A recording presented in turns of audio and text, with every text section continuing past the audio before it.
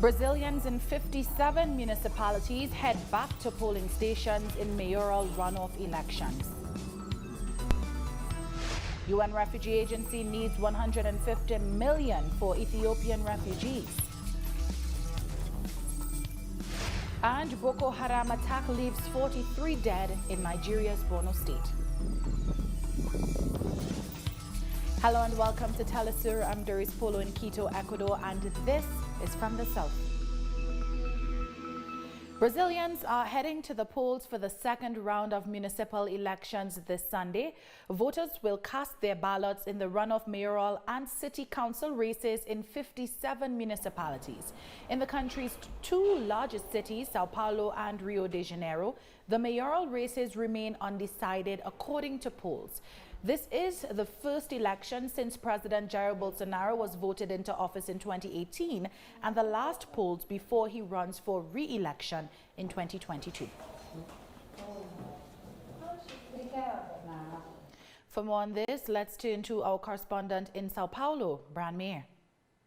I'm standing in front of a polling station in a working-class neighborhood on Sao Paulo's north side, where, as in 56 other of the nation's largest cities in Brazil today, people are coming out to vote for candidates for mayor in the second round of the mayoral elections. Now, here in Sao Paulo, Socialism and Liberty candidate Guilherme Boulos is neck and neck with center-right incumbent Bruno Covas. In Rio de Janeiro, the candidate supported by Jair Bolsonaro, Marcelo Crivella, is trailing horribly in the polls after he tried to ban Carnival this year. He's an evangelical preacher. Another race to watch today is in Porto Alegre, where communist candidate Manuela Dávila is leading slightly in the polls after a very ugly campaign with rampant sexism and electoral fraud. If she wins today, it'll be the first time that the left has taken back this historic center of leftist activism since 2002. So in all, it looks like today is going to be a day of moderate gains for the left, with leftist candidates running in 18 of the nation's largest cities, bigger gains for the center-right, but huge losses for far-right President Jair Bolsonaro. Thanks, Brian, for that report. Staying in Brazil, President Jair Bolsonaro says he will not take any coronavirus vaccine, even if it is approved by his own government. I won't take it. It's my right. I'm sure that Parliament will not make it difficult for anyone who doesn't want to take the vaccine. Anyone who doesn't take the vaccine, if it is effective, lasting and reliable, is only harming themselves. And whoever takes the vaccine will not be infected, so you don't have to worry. Meanwhile, the Supreme Federal Court of Brazil has extended the investigation against President Bolsonaro by another 60 days. Bolsonaro is accused of political interference in the federal police in order to control investigations that affect his family. The president has asked the court to suspend the probe and has refused to testify. In other news, Mexico's Senate has approved a constitutional reform that seeks to eliminate presidential immunity. The bill was approved with 89 votes in favor and 23 against. However, it requires approval by a majority of state legislatures. Under Mexico's existing constitution, serving presidents can only be tried for treason and certain other serious crimes, while corruption allegations are excluded. The proposal was spearheaded by President Andrés Manuel López Obrador, who says presidential immunity has fueled corruption. Argentina's iconic Buenos Aires obelisk has served as a canvas for a tribute to legendary football player Diego Maradona on Friday. Images of the football star were projected on the capital's obelisk to thank Maradona for his legacy. Fans gathered, despite the risk of contracting the novel coronavirus, to snap photos from the streets surrounding the monument. All around Argentina and across the world, supporters have shown their appreciation for the athlete. For me, losing Diego is like losing someone in my family. I am so sad, as if I had lost a son, a brother, my father, my mother. With Diego's death, I think we lost someone who represented us in the world, like nobody else. It was as everyone says, it was our identity, it was our last name. Diego is Diego. Where you say Diego is Argentina. It's football. Staying in Argentina and speaking of football, 22-year-old Mara Gomez has become the first transgender footballer to play in the women's first division. The Argentine Football Association authorized Gomez to be part of the women football team of Villa San Carlos and is set to make her debut on December 5th. Gomez, a striker, had been playing in the Platense Football League for Las Malvinas before her big move was accepted by the association. Peruvian archaeologists have unveiled the remains of a woman who lived 600 years ago and was found by construction workers in Lima. Dubbed as Wayao, the woman was about 20 years old, 148 centimeters tall, and apparently died of natural causes. Archaeologists believe she was a weaver, as several balls of thread were found in her tomb. Although her burial was found by workers while installing gas pipes in 2018, scientists only announced the discovery now, after finishing the study of the findings and also creating a 3D reconstruction of her face. This person, who was an artisan, perhaps not from an elite background, who dedicated herself to the humble work that is weaving, that is the backstrap loom, techniques that are preserved to this day. El Sauce was a human settlement that had a good number of people dedicated to agriculture, textile production, pottery, and shepherding. It was a space controlled and administered by the Inca Empire. Espacio de control y administración que impone el Imperio Inca, ¿no? We have more stories coming up. Don't go away.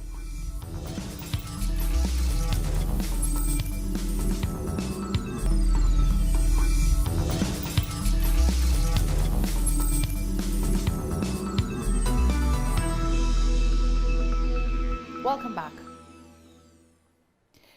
Ethiopian forces have taken control of Mekele, the capital of the defiant Tigray region, on Saturday afternoon, hours after the military launched the final push to retake the city from the Tigray People's Liberation Front. The Ethiopian Defense Force has completely controlled Mekele. Army Chief General Birhanu Jula was quoted as saying by the Ethiopian Broadcasting Corporation.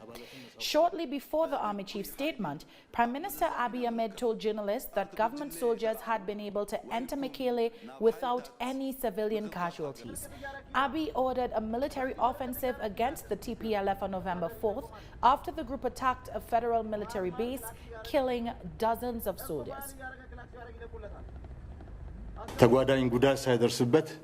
We planned how to take control of Mekele without any damage, and this afternoon we control Mekele fully. We are looking for anti-peace forces hiding in every nook and cranny. We freed more than 7,000 North Division soldiers. We control our North Division camp and all tanks and heavy weapons. The head of the UN Refugee Agency, Filippo Grandi, has said Sudan needs $150 million in aid to cope with the flood of Ethiopian refugees crossing its borders from conflict-stricken Tigray. He said this during a visit to a refugee camp in the eastern Jedaref province. He appealed to donors to come to the refugees' aid as soon as they can. Sudan is currently hosting more than 40,000 Ethiopian refugees in various camps located across the country. 500 people per day. This is what we got in the last few days. 500-600 refugees coming into the country per day. In rich countries, this would bring governments down. And here, the government of Sudan has kept the border open. UNHCR and the UN and humanitarian community needs about $150 million for the next 6 months to help the government of Sudan manage this refugee crisis. We are worried about the situation in Tigray, very worried. I want to join the Secretary General of the UN, the African Union, and all those that have called for mediation to result very quickly in the end of this conflict and in the restoration of peace. And I am specifically worried, as UN High Commissioner for Refugees, about the situation of almost 100,000 Eritrean refugees that have been hosted in Tigray, in Ethiopia. At least 43 farm workers were killed on Saturday after Boko Haram fighters attacked a farming community near Nigeria's Maiduguri city. 8 others are reported to be missing and are suspected to have been kidnapped. The farm workers were tied up and had their throats slit with machetes. Boko Haram has been targeting farmers in this area, accusing them of spying and passing information to the military and the local militia fighting against them. In lighter news, Mauritania on Saturday celebrated its 60th independence anniversary. The commemorative festivities were marked by a military parade in Nouakchott, the capital, and an announcement by the Mauritanian president of sharp increases in pensions and salaries in the health and education sector. For us, because it marks the recovery of our freedom, it is a beautiful day that we are happy to celebrate every year.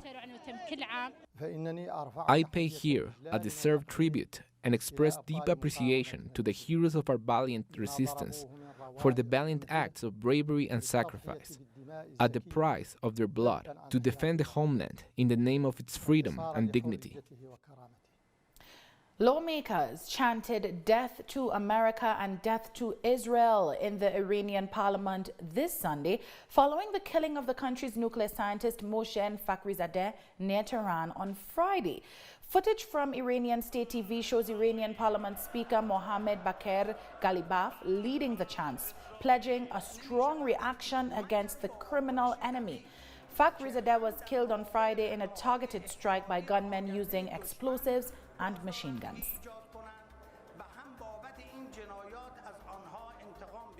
Earlier, Iranian President Hassan Rouhani accused Israel of assassinating Fakhrizadeh in order to create chaos in the Middle East. Rouhani also vowed that Tehran will avenge Fakhrizadeh's killing. This barbaric assassination shows that our enemies are in stressful weeks, during which they feel their pressure declining, the global situation changing. These few weeks are important to them, so that they make the maximum use of them, so that they can create an uncertain situation in the region. Iran's enemies should know that the people of Iran and officials are braver than to leave this criminal act unanswered. In due time, they will answer for this crime. Turning our attention now to South Asia, Afghan authorities have destroyed tons of confiscated drugs as the country continues to fight the growing narcotic trade and abuse crisis. About 25 tons of opium, heroin, hashish, and hundreds of bottles of alcohol have been set on fire in the eastern city of Jalalabad, the provincial capital of Nangarhar. Afghan police said they have arrested 570 suspects in connection with the seized drugs. Our great security forces have seized about 25 tons of narcotic, including heroin, opium, hashish, alcohol, and other different kinds of drugs, as well as 570 people arrested with these materials. Thousands of Thai activists have rallied in the capital Bangkok, this time not for a protest, but to practice what they called a crew prevention drill. The protesters have been striking for months now, demanding a new constitution and calling for the country's Prime Minister Prayut Chan-o-cha to resign. They say they anticipate the country's monarch might be planning to stage a coup. Part of the coup prevention strategy included blocking a major junction in Bangkok and showing portraits of generals who had led past coups. He is ready to order an army to stage a coup d'etat once more. He is ready because today he has been bringing lots of military forces from other provinces into Bangkok. We're taking one last break, but stay with us.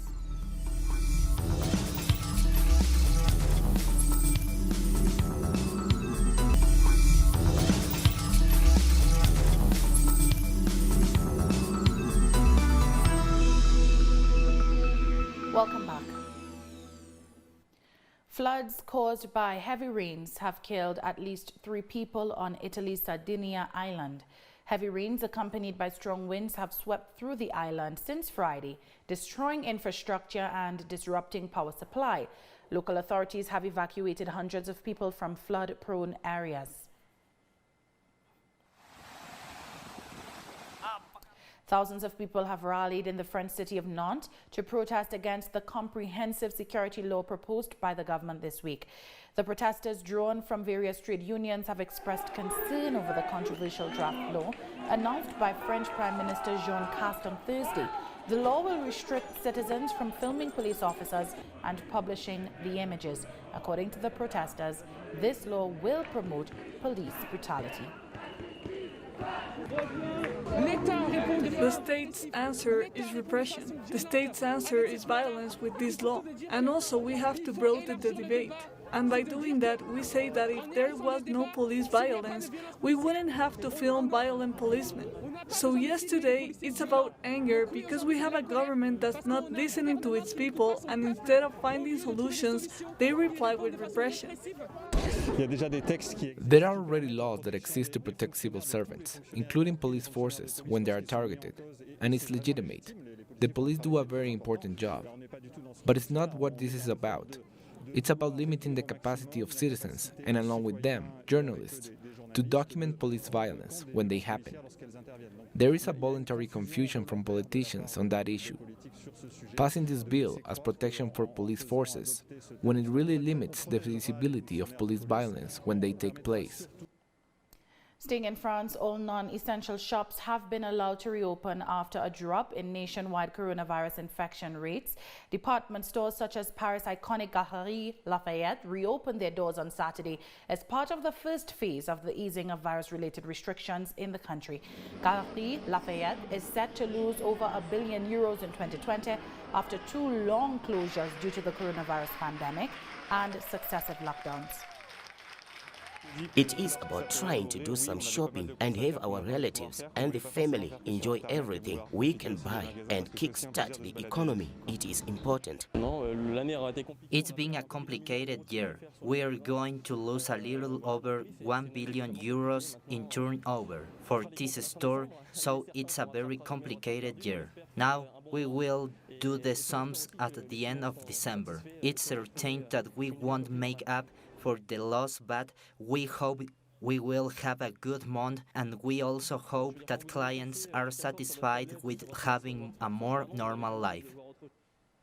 Ireland has lifted COVID-19 restrictions ahead of the holiday season. Under the new measures, retail outlets, museums, galleries and libraries will be allowed to reopen under social distancing measures starting from December. Satisfied that this combination of new arrangements strikes a safe balance between maintaining the pressure on the disease and creating space for families, friends and loved ones to be together this Christmas. British police have arrested more than 60 people as hundreds of anti-lockdown and anti-vaccine protesters took to the streets in London. The demonstrators, some with placards reading "Stop Controlling Us" and "No More Lockdowns," marched along Oxford and Regent Streets in the city's central shopping district. Police officers led several people away in handcuffs after protesters ignored requests to disperse. England is currently coming towards the end of its second national lockdown as it attempts to bring down infection rates during its second wave of the virus. More than 57,000 people who tested positive for COVID-19 have died in Britain, the highest death toll in Europe. Dave Prowse, the actor who played Darth Vader in the original Star Wars trilogy, has died at the age of 85. A former bodybuilder turned actor, Prowse's towering stature at almost 2 meters clinched him the role of the infamous antagonist in the original Star Wars trilogy. Director George Lucas saw Prowse in a small part in A Clockwork Orange and asked him to audition for the villainous Vader or the Wookiee Chewbacca in Star Wars. Physically, Prowse was perfect for the part, but his Western English accent was considered less ideal and his lines were dubbed by James Earl Jones. Hundreds of protesters took to the streets in Poland to demonstrate against new restrictions on abortion. In Warsaw, pro-choice protesters held signs and chanted slogans in front of a police line to demand the abolishment of the law. The country's constitutional court ruled that abortions are unconstitutional in case of birth defects. This makes Poland's abortion laws some of the tightest in Europe and is also part of daily demonstrations which have been ongoing since October. On that note, we've come to the end of this news brief. You can find these and many other stories on our website at telesurenglish.net. And join us on social media, Facebook, Twitter, and Instagram. For teleSUR English, I am Doris Polo. Thanks so much for watching.